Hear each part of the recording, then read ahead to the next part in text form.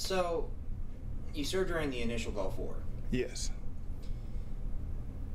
When did you arrive? When do I arrive? When did you arrive, I guess? You were distributed to Kuwait or to Iraq? I was distributed to Iraq. And you arrived before the engagement or during the engagement? No, I arrived during the initial engagement in 2003. 2003. Did you have any idea what you were going to face before you arrived over there? Somewhat. I'm of the mindset that free is not free. And when I initially got an opportunity to go after serving some other time in the military, I wanted to serve because I watched the men and women of this country would leave, and I never shall forget that there was a picture of someone getting on a C-130 that had a backpack on.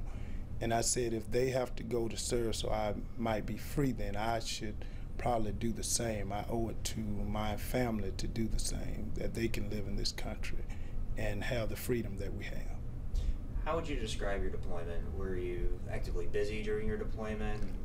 When I was deployed to Iraq, I had a regular job, master's level education. I was a manager on my job, had seniority and all of that. So, I was active. I mean, I had a life. I mean, doing fairly well at the time. What was it like actually being over there and serving?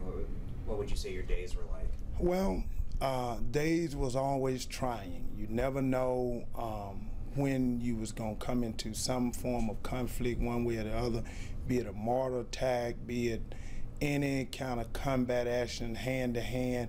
It was always a day full with tight stomach muscles and mind wandering. It was, it was challenging. Every day was challenging. Did you ever come under fire? I did. Do you remember what it was like the first time? It was quite an experience.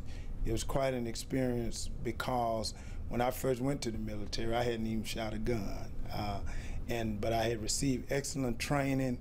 It is one that I oftentimes visit from day to day and night to night in a nightmare, dream, or whatever. But I really did. So you served, you came under fire, you did your best, you came back, you were honorably discharged. Did you know at the time that something wasn't right? Well, I was actually honorably discharged with a disability, medically discharged. It was honorably, but it was a medical discharge. I had no idea. When I came back, I wanted to dive back into regular society. Went and picked up another job because I've always worked. And I wanted to just try to pick up the pieces of my life where I left off at and continue to carry on. And in many occasions I made an attempt to do that, went and got jobs, ran into conflict at those jobs because I discovered that something was happening, and at the time I didn't know exactly what. How long did this go on for?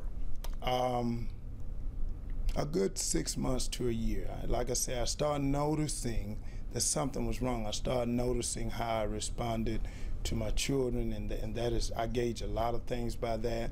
And when I started noticing that my behavior was a little different with them, I kept saying to myself, and I would see commercials saying, okay, if you just recently out of the military, then your benefits, you're entitled to a couple of years of service, of benefits, of going down to the veteran administration, being checked out, being examined. I think at the time it was about 2 years, being checked out to make sure that everything was okay. And so about 6 months to a year. So this is about 2005 for you? Yes. You say that you were responding differently to your children. Did they confront you about the way you were responding, or were you conscientious that you were responding differently? No, I was pretty much conscientious as to, how, because I'm always conscious of that. And so as I went to work, I started noticing some of the same changes. I worked at a job and I kept noticing that I was, it was difficult sometimes when I sit down. I couldn't stay sitting down. I was always appeared to be, just restless, challenged, to just sit there. I said, okay, why am I not concentrating? So I noticed that there was a change, and that's when I came up to the VA.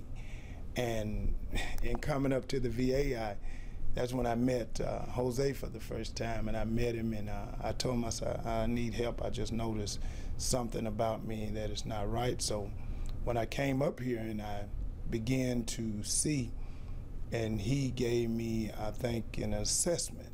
You know, he got some history on me. You've been in a war zone. You know, you've had an opportunity. So he did an assessment, and in doing the assessment, he discovered that I had, he said, you have what they call PTSD. I said, what is that? Post-traumatic stress disorder. Because you've been in a war zone or even had hand-to-hand combat, because for a period of time your life have lived in a position where you're being challenged and you're not in a normal, you don't feel safe, it was hostile or whatever. He said, you know, you just react, it just causes you to react. Might be something that a little medicine might can fix, or, you know, we'll just teach you different coping mechanisms. So I left. I said, okay, all right, I'm a young man, you know, I mean, I don't need that. I mean, so I left.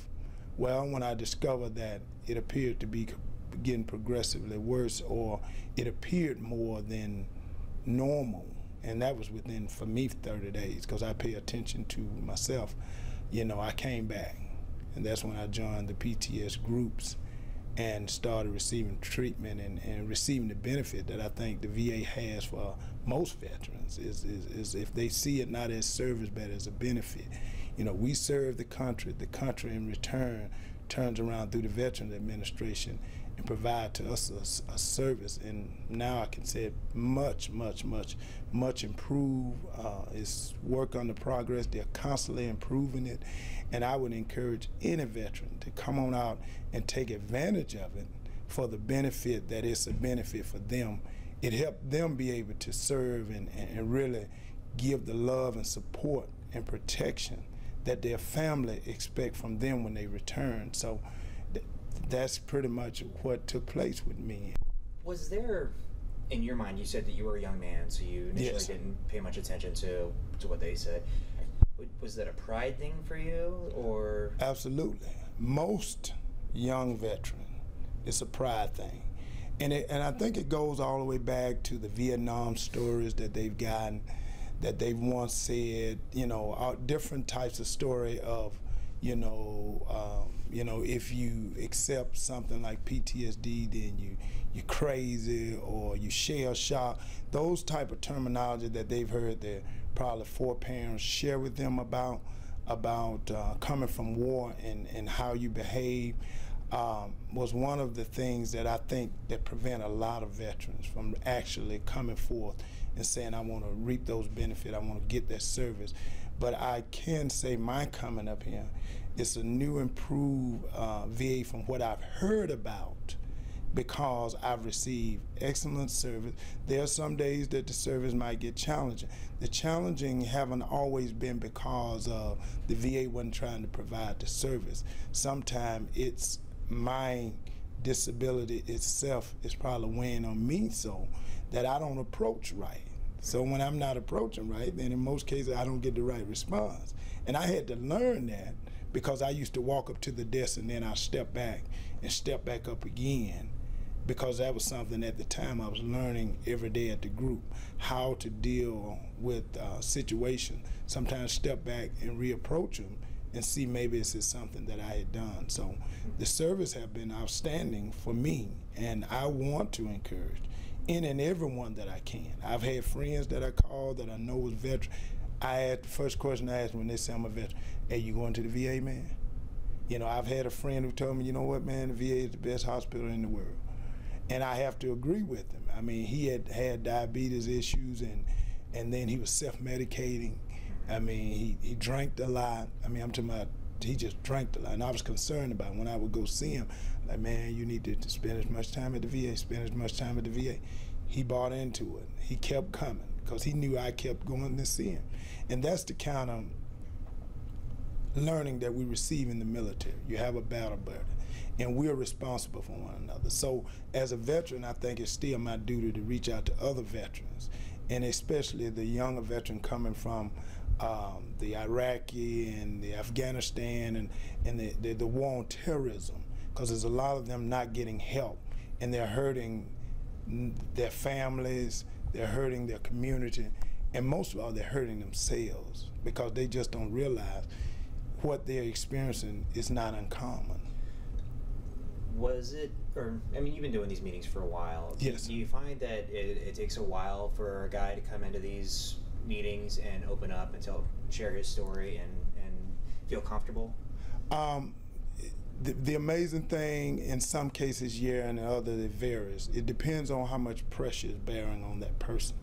It depends on whether or not they put themselves in a position where something that is valuable to them have come to the point of question. If it is nothing but marriage, or they done messed around and they done acted out and they got a court proceeding that they got to go to. So it depends on, for me, it was, you know, because I'm image conscious, it was, okay, my children. You know, I want to be a good example before them, and I want to let them know that if they got things going on with them, don't be afraid to get the help.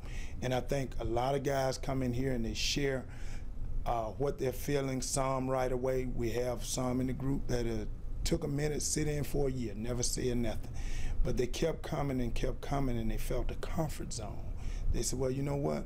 Some of the same thing that I've experienced, these guys experience. And being that they discovered that they wasn't alone and that it was common, it's normal. It's a part of what the things that you receive from war.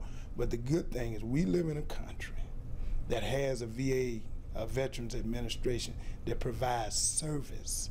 That the benefit of your going to war is that even though you brought back something that you didn't carry over there, we got something and we're going to provide you the service to help you be able to manage it. And I use the word manage because it's not always a cure sometimes. I've discovered from my PTSD it's not always a cure. It's not a solution for it. But since I've been coming to group, I've learned how to manage it. I've learned how to count. I've learned different breathing techniques. I've learned how to pick up the phone and call a buddy who I know. I've developed a network of people that I can call and say, hey man, I'm feeling like this. And they've encouraged me, or they'll say, hey, I tell you what, I'm coming over. Let's hang out a minute.